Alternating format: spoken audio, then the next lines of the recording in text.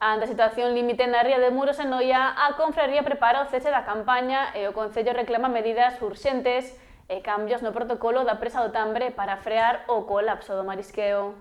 A ría de Muros Noia enfróntase a unha das peores crises marisqueiras dos últimos anos. O Pósito Noies constata a morte do 80% do berberecho e entre o 90 e 95% da ameixa babosa, tras o paso continuado de borrascas e a drástica baixada da salinidade da auga. Os mostreos realizados pola confraría xunto con biólogos amosan un escenario demoledor. Apenas resistiu un 60% da ameixa xapónica, sendo o único molusco que podería ter saída comercial.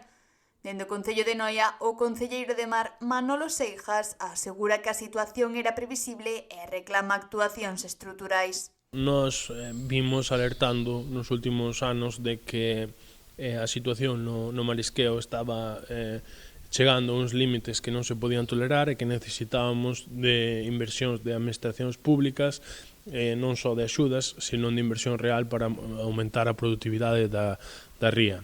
O goberno local convocou a chamada Mesa do Mar para buscar accións conxuntas e exercer de interlocutor co resto de administracións. Convocamos a Mesa do Mar porque entendemos que o Concello ten que ser, digamos, que o interlocutor cas demais administracións e agora o que queremos é que desa Mesa do Mar nazan, digamos, acordos que se executen.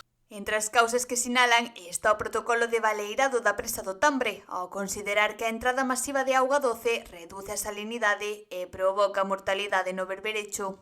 Necesitamos mellorar a produtividade, pero sobre todo necesitamos solucionar problemas tan importantes como é digamos, o protocolo de vaciado da presa do Tambre, que é moi importante e que tamén é unha parte, digamos, da culpabilidade desa mortaldade do berberecho debido a que a auga doce o que fai a baixar a salinidade e iso provoca mortalidade no berberecho. O Concello pide un estudo técnico integral que avalíe as causas, incluído o impacto do cambio climático e insta a Xunta a implicarse activamente na busca de solucións.